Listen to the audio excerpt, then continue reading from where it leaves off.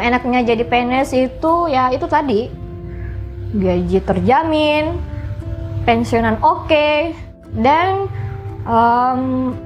salah satu calon menantu idaman. Selama menjadi PNS, mungkin yang saya rasakan itu kita dapat banyak teman juga, karena kebetulan sebagai PNS pusat itu kita rekan kerjanya dari berbagai wilayah di seluruh Indonesia. Jadi teman satu kantor itu bukan cuma yang dari daerah-daerah di sini saja, ada yang dari Sabang sampai Merauke ada. Terus dapat penugasan juga, biasanya kita ke berbagai tempat kalau misalnya ada penugasan. Cuma kebetulan di kondisi pandemi ini tidak ada kegiatan-kegiatan tatap muka, tidak ada kegiatan offline, jadinya seluruhnya kegiatan dilaksanakan secara online dan kita lakukan di kantor maupun di rumah. Terus setiap bulannya pendapatan stabil, tidak tiba-tiba sedikit berkurang ataupun bertambah drastis, itu tidak, karena sudah diatur sedemikian rupa. Jadi yang kita terima itu stabil setiap bulannya. Terus mendapatkan kesempatan juga untuk sekolah lagi, baik melalui beasiswa maupun izin untuk kuliah. Kesempatannya itu sangat besar, jadi kita mempunyai banyak kesempatan untuk meningkatkan kualitas diri. Enaknya jadi PNS karena gajinya ya. Gaji sudah terjamin setiap bulannya. Dan yang kedua, tunjangan masa tua. Dan bukan cuma tunjangan masa tua, ada namanya gaji 13, gaji 14, ada TPP. Pokoknya lumayan lah. Itu dari segi ekonomi, dari segi gaji ya, dari segi materi.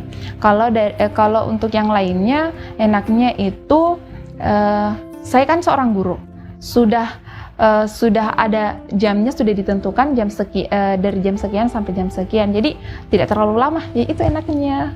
Kelebihan jadi PNS mungkin kita bisa benar-benar berdampak ke masyarakat sesuai dengan kinerja kita. Terus juga kita bisa berdampak setidaknya dalam menentukan kebijakan untuk masyarakat juga. Jadi bagi saya kelebihan dari PNS sih itu sih, jadi bisa berandil dalam menentukan kebijakan. Dari gajinya masih tetap, terus kalau seumpama kita izin belajar atau tugas belajar, gaji juga masih dikasihkan.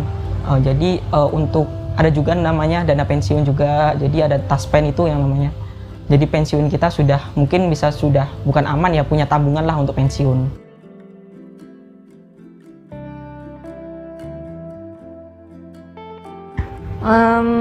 Kata sejahtera itu sebenarnya tergantung dari kita sendiri sih, karena kalau menurut saya, kalau kita pintar memanage gaji kita, keuangan kita, itu akan membuat kita jadi sejahtera.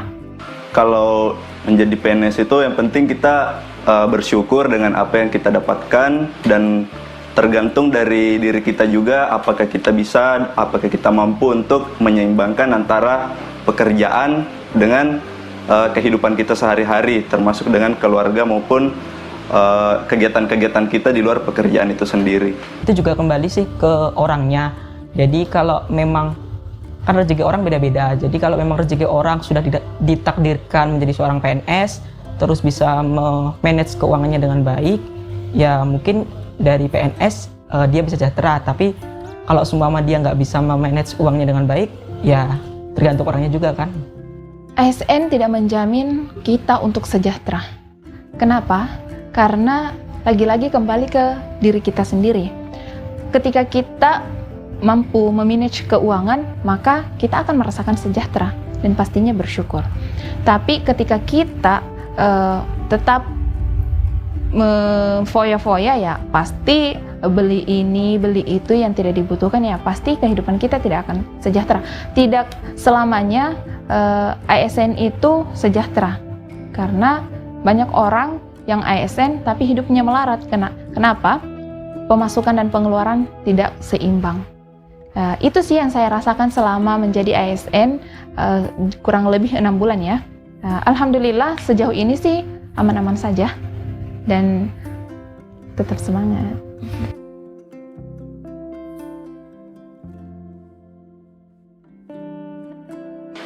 Sebenarnya untuk lolos tes CPNS tidak ada tips-tips khususnya ya.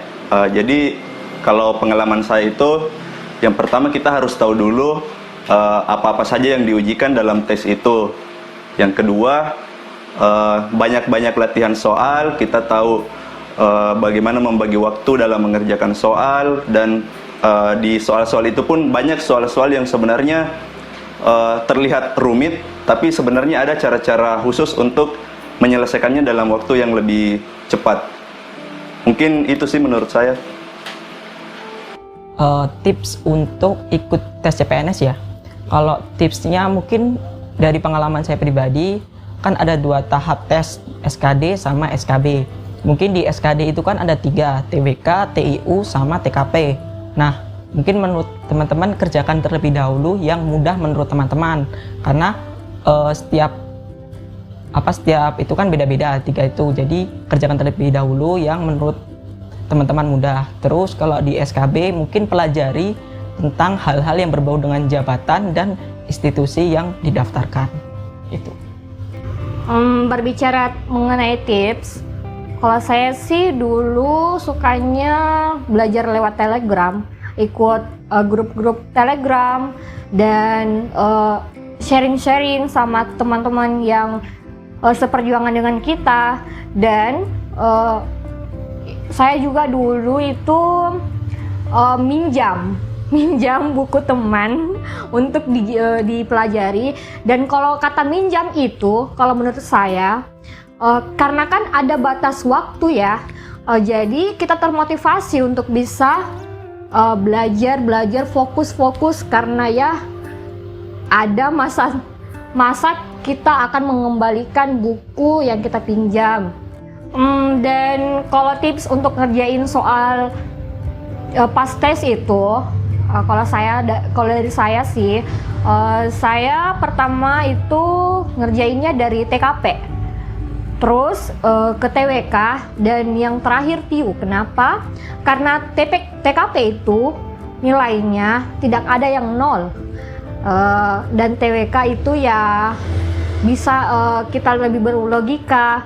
Tetapi TIU, karena TIU saya itu rendah, jadi saya tahu strategi saya tahu kelemahan saya, jadi saya memakai strategi itu. Tips saya yang terakhir itu pintar-pintar manage waktu, karena terkadang ada teman saya yang curhat waktunya nggak cukup, belum membaca semua soal sudah habis waktunya, jadi kita harus memanage waktu dengan baik.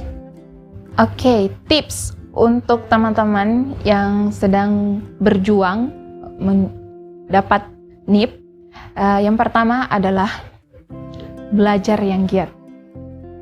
Belajar yang giat, memanage waktu yang baik, mengatur semuanya, dan serius. Yang kedua adalah berdoa yang pastinya. Yang ketiga, jangan lupa sedekah. Kekuatan doa dan sedekah itu luar biasa. Karena sepintar apapun kita, secerdas apapun kita, ketika tidak diiringi dengan doa, itu semua akan sia-sia.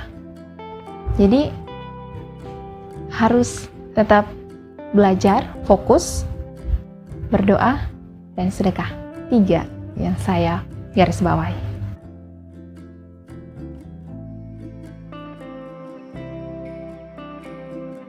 Tips untuk teman-teman yang sedang berjuang mendapatkan NIP, yaitu yang pertama, berdoa. Yang kedua, sedekah. Yang ketiga, fokus belajar. Yang keempat, semangat. Yang kelima, banyak ya. Yang kelima, percaya diri. Percaya diri bahwa kita bisa mengalahkan semuanya. Dan ingat, musuh yang paling nyata dan yang paling kuat adalah diri kita sendiri. Apakah kita mampu? Apakah kita bisa? Apakah kita berhasil mengalahkan diri kita dari yang tidak bisa menjadi bisa? Jadi tetap semangat. Tetap semangat, terus niatin dari hati. Kalau nanti benar-benar menjadi PNS, terus nanti kalau sudah menjadi PNS, jangan melakukan hal yang tidak baik, jangan dilakukan. Terus kalau seumpama nanti qadarullah nggak lolos jadi PNS, mungkin jangan berkecil hati, mungkin ada rezeki di tempat lain, seperti itu. Para pejuang CPNS seperti saya dulu, pertama itu niatkan dalam hati kalau kita itu bisa lulus. Karena kalau kita berpikir dari pertama bisa lulus, insya Allah Allah akan lebih mempermudah kita untuk bisa mencapai yang namanya kelulusan. Dan yang kedua yaitu jangan patah semangat dan fokus untuk belajar, karena hasil nggak akan mengkhianati proses. Pada para pejuang NIP, selamat berjuang, perbanyak usaha dan doa. Dan saya ingin sampaikan juga bahwa perbaiki niat kita kenapa ingin menjadi PNS. Menjadi PNS bukanlah sesuatu yang harus kita sombongkan. Menjadi PNS artinya kita siap menjadi pelayan masyarakat. Kita mendapat penghasilan dari uang yang dikumpulkan dari rakyat. Jadilah PNS yang amanah. Semangat!